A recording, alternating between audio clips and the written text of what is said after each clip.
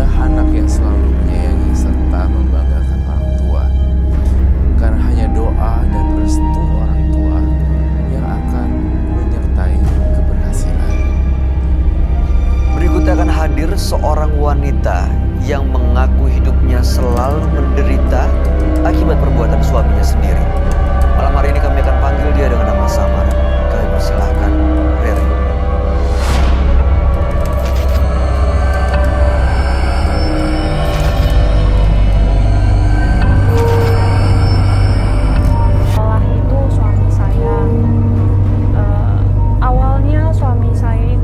Rajin sekali dalam bekerja, giat, saya juga selalu membela dia di depan orang tua saya.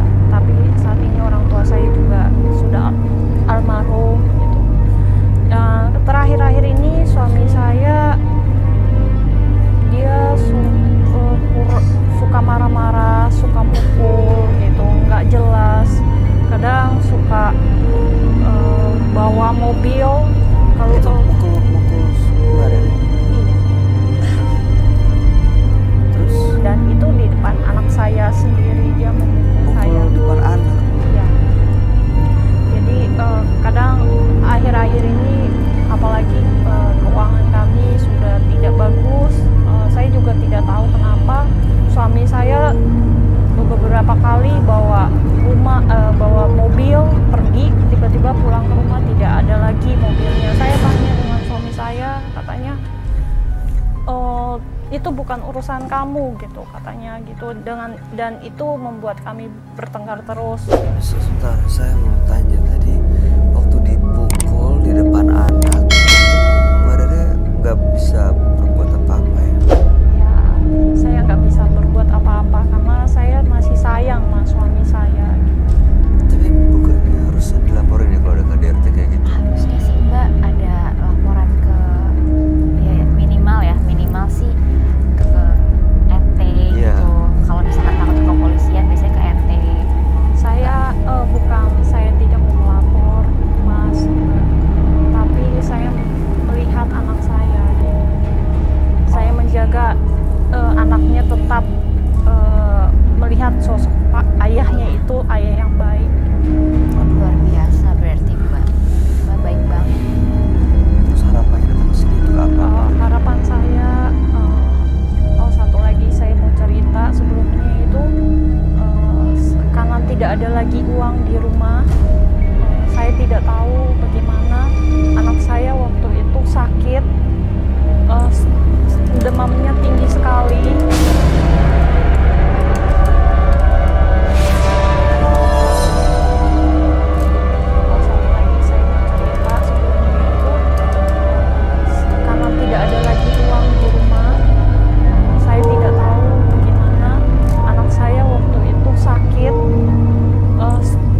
Demamnya tinggi sekali.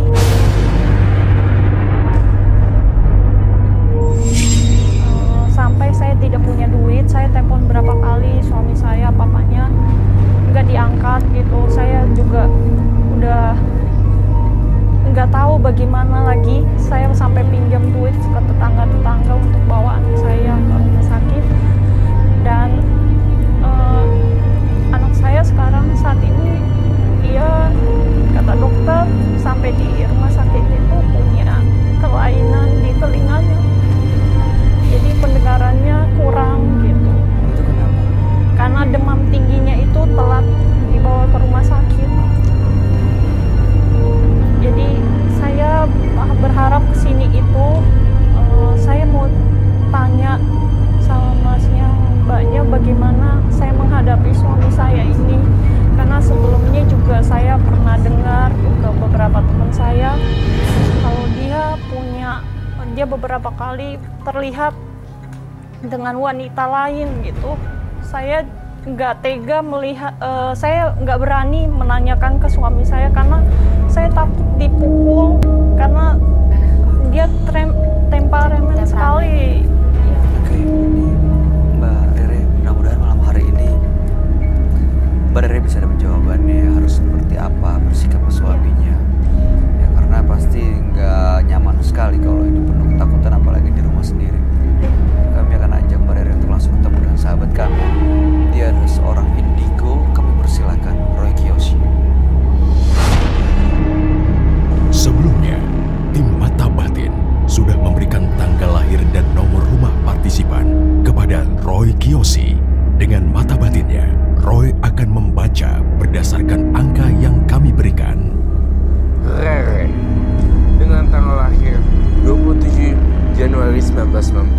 4 dan mendiami nomor rumah 4. Sosok yang baik hati dan juga sabar.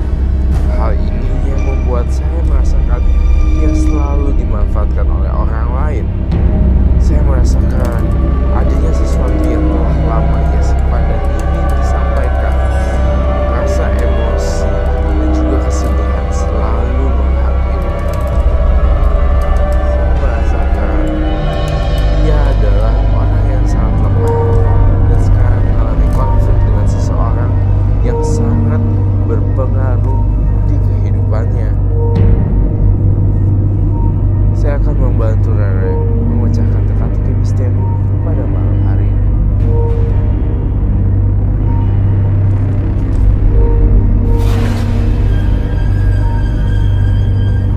Halo, selamat malam semuanya. Selamat malam, Roy. Silakan duduk, Kiki.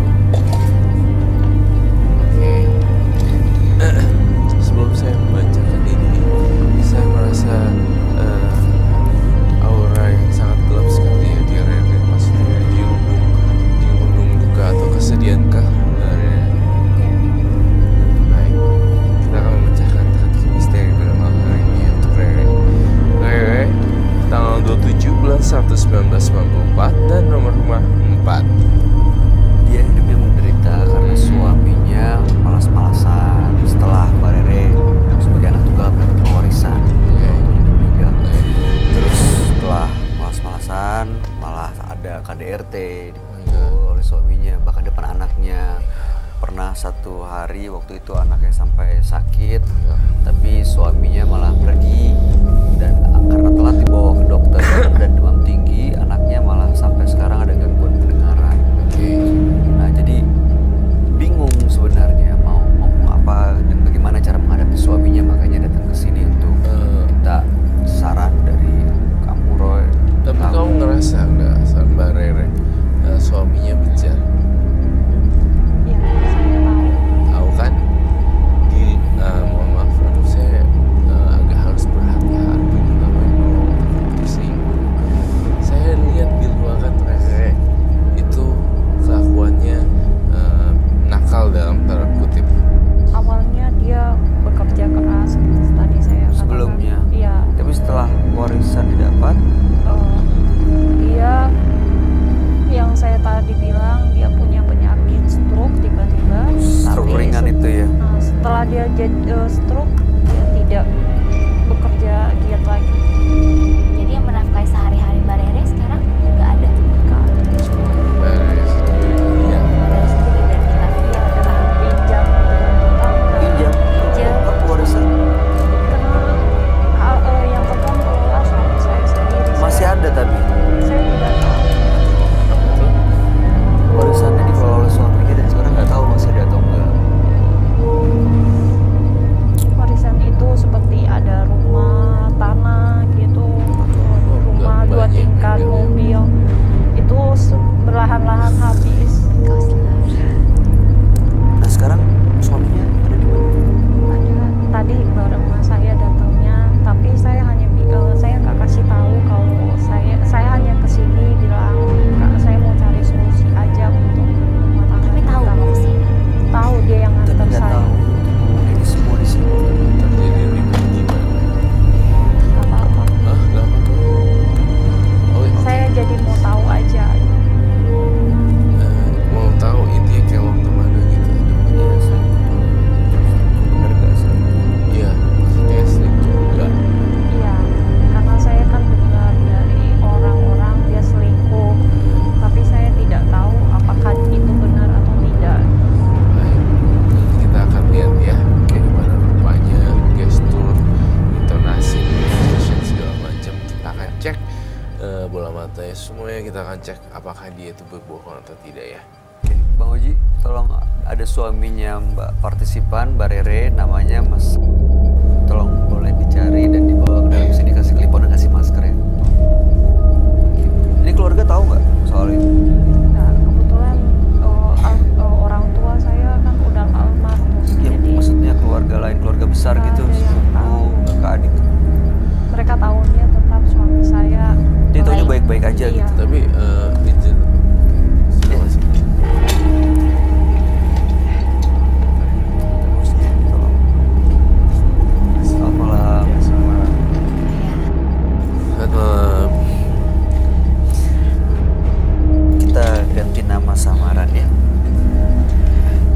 Sebentar. Sebentar, kita ngobrol tapi namanya kami samarkan dengan Farhat ya. Oke.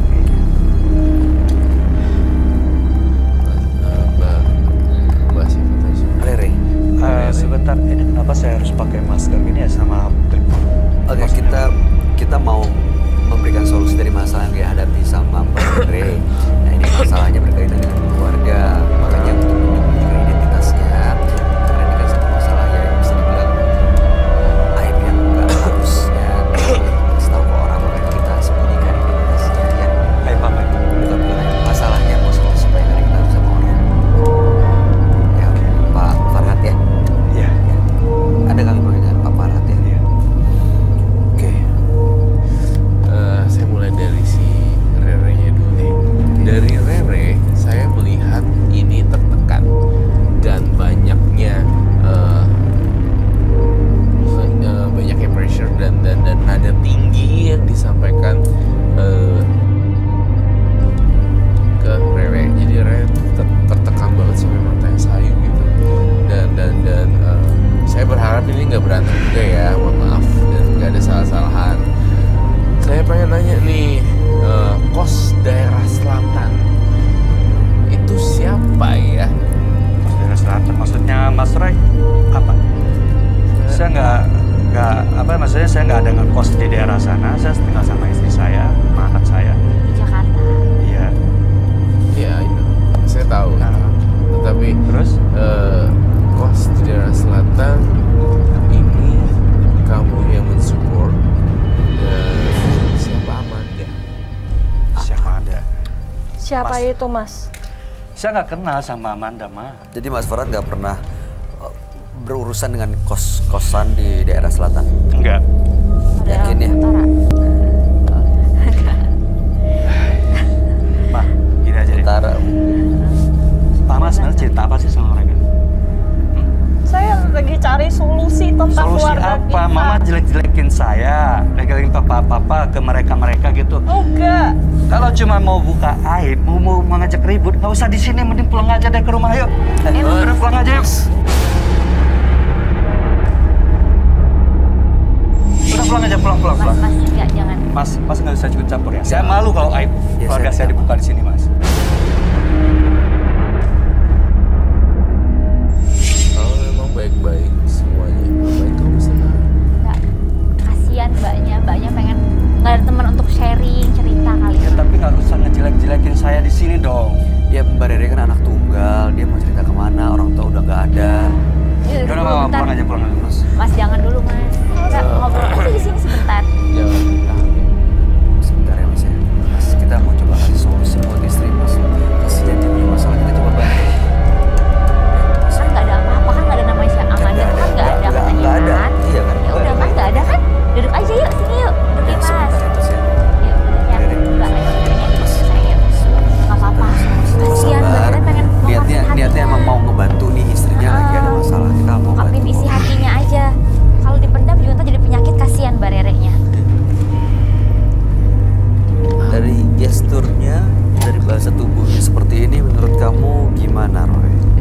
Jadi Mas itu merasa sudah berada di daerah zona yang gak nyaman. Ini Nggak nyaman. Sekarang ini. Zona nyaman. Ini zona yang gak nyaman di sini. Zona insecure. Dan di sinilah terjadi insecure. Kalau orang feeling insecure ketika ditanya ini, pasti ada something. Kamu juga main point. Ya karena begitu kamu sebut kos daerah selatan dan nama Amanda, juga Ya. berubah nadanya. Berubah Caranya. nadanya seperti itu. Nih, semua ada kaitannya kok. Saya mau tahu itu, Mas. Siapa sih itu Amanda? Sabar, Mbak Rere. Jangan siapa dulu, ini mungkin nggak ada kaitan apa-apa. Mama jangan kepancing dong sama omongannya Mas Roy.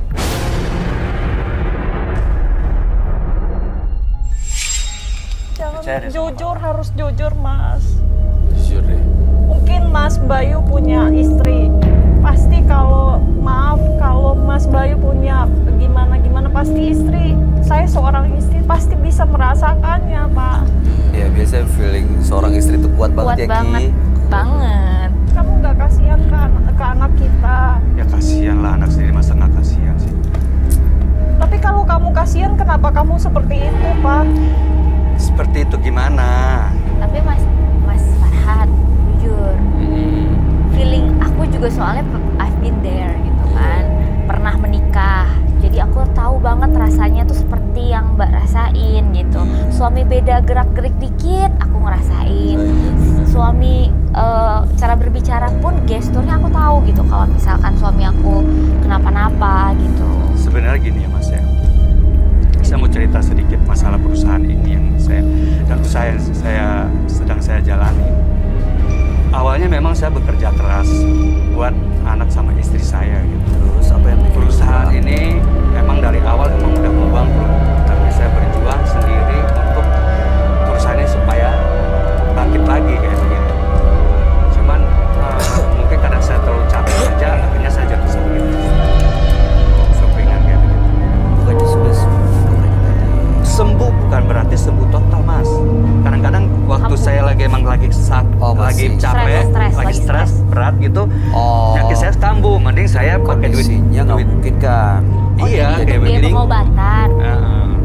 Untuk biaya pengobatan dipakai juga untuk biaya pengobatan Mas. Kok Oh, jadi Bapak ini nggak ngomong itu punya untuk usaha. biaya pengobatan? Itu untuk biaya pengobatan. Ya kadang-kadang saya pergi berobat juga sih. Papa juga nggak mau ngerepotin mama gitu. Tapi Papa tidak jujur. Ya, saya juga udah kasih tahu ke dia, tapi dia cuman ya udah saya pulang ke rumah cerita, dia juga udah kecapean kali. Udah gitu dia suka mukanya itu suka nggak enak sama saya gitu loh. Karena kamu setiap kita berbicara seperti itu, sebelum saya bertanya, kamu pasti memukuli saya. Nah, itu pertanyaan saya. Sebelumnya pernah nggak seperti itu? Memukul Kita istri? selalu bertengkar gara-gara itu, Ma.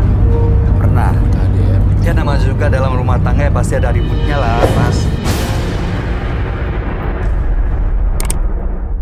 Kenapa Mas ngelakuin itu sama Mbak Rere? Iya, Ya Mbak. kan posisinya kan saya capek banget. Harusnya dia tuh kasih hiburan ke saya gitu, Mbak. Bukan malah saya diinterogasi, terus saya dituduh macem-macem di luar. Gimana saya nggak emosi? Oke, Mas Farhat maunya gimana? Sebenarnya maunya Mbak Rere bersikap gimana nih supaya baik-baik lagi rumah tangganya? Kejujuran sih Mas. Intinya dalam rumah tangga itu adalah kejujuran. Ya maunya saya sih istri saya ini support saya gitu untuk dalam pekerjaan apapun lah, itu yang terbaik lah buat keluarga gitu. Sudah support loh, support dalam material aja udah support banyak loh. Ya tapi ya terlalu bawel gitu loh. Ya saya bawel karena saya perhatian pada Tapi papa nggak suka ditanya-tanyain terus kayak begitu, terus dituduh papa macam-macam di luar. Karena anak kita sakit, Papa pergi. Ya papa Saya juga waktu telepon pergi. nggak bisa, saya sampai pinjem duit ke tetangga. Itu gara-gara telat dibawa ke dokter jadinya sekarang pendengarannya kan jadi seperti itu. Papa tahu itu. Memang waktu itu posisinya papa nggak megang handphone, Ma. Oke. Mas. Jadi menurut Mas Farhat tuh nggak pernah bohong sekalipun sama istri. Ya selama ini saya nggak pernah bohong sama istri saya. Bener ya? Ini bulan baik. Oke. Ini bulan baik, bener. Jujur, pernah nggak bohong sama istri? Saya tanya Roy ya. Roy gimana? Intinya sih ada spesial hubungan khusus, namun saya rasa semi biara. Jadi maksudnya Mas Roy, tunggu dulu. Maksud Mas Roy apa itu tadi? Semi piara? Semi biara. Hah? ini pelihara kadang-kadang Iya, kalau lagi on off, makan on gitu. off, on off. Enggak, ini Mas Roy ngomongnya ngaco loh. Iya, kita dengarkan dulu. Duduk, apa? Duduk. Dan di sini Saya juga mau tahu. Hati-hati Mas, tensi gitu. Iya. Jangan sampai emosi kan Mas juga ada sakit. sebenarnya sih sama namanya itu Farhat ini Farhat. juga baik. Oh, Farhat baik sebenarnya. Sebenarnya dia menyembunyikan sesuatu yang nggak mau orang lain pikirin, which is dia punya penyakit sebenarnya. Tetapi kan saya baca semuanya, jadi data-datanya ini yang saya lihat di kepala saya, yaitu dia Farhatnya juga berkorban, nggak mau kasih tahu, nggak mau pikirin, nggak mau buat orang lain berpikir tentang tentang dia. Jadi dia pendem sendiri, dan istrinya malah kebingungan, ini kenapa ya gitu. Padahal sebenarnya kadang berobat, kadang sebenarnya aku putur, tapi ada satu yang mengganjil di sini, kos daerah selatan dan nama Amanda. Itu yang menjadi salah satu teka-teki misteri kita pada hari ini. Mas nggak mau jujur demi keluarga kita. Sakitnya sakit apa yang selama ini disembunyiin? Apa karena memang stroke-nya aja, atau kamu melihat ada sakit yang lain? Untuk siapa? Untuk Mas Farhan. Saya akan cek ya.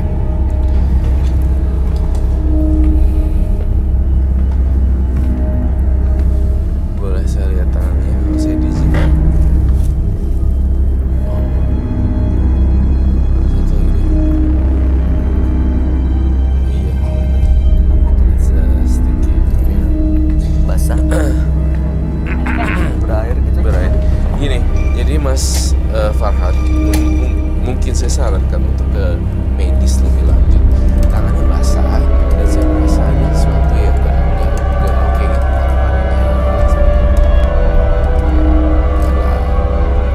Bercak-bercak kayak seperti paru-paru basah,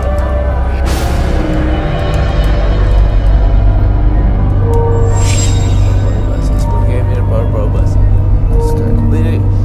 It's very sticky. Lengket gitu tangannya, airnya ada berair tangannya. Jadi di bagian paru-paru ada paru-paru. Iya, di bagian paru. Bener ada Saya gangguan melihat. paru-paru basah. Iya benar Mas. Dan dia udah ngecek juga kan sebenarnya. Cuman saya nggak mau bebanin istri saya. Saya nggak mau cerita sama istri saya. Mungkin dia udah terlalu berat itu beban. Dan saya yang tahu penyakit saya gitu. Nggak bisa gitu Pak, apapun kita keluarga. Iya, Bapak ngerti, Pak. Tapi Bapak juga nggak mau bebanin Mama. Nah kalau Papa sakit begini, saya mau gimana? Saya mah anak kita bagaimana? Makanya Bapak sayang saya sama Mama. Bapak nggak mau bebanin. Sebenarnya mereka berdua tuh saling sayang. Saling Dilihat dari menjaga. cara, ya kan, body touching-nya tuh Iya. masih sayang. Sayang banget kalau misalnya ada nih si Amanda ini nih. Iya, ya udah gini. Nih mudah-mudahan setelah malam hari ini ya bisa saling jujur, bisa saling terbuka, bisa Malu kali saling masnya ngasih tahu ke sini. iya depan orang banyak. Iya, Orang di banyak tangan bisa banyak jadi kalau begini, cowok kan gitu. Iya, ada egonya. Tapi mudah-mudahan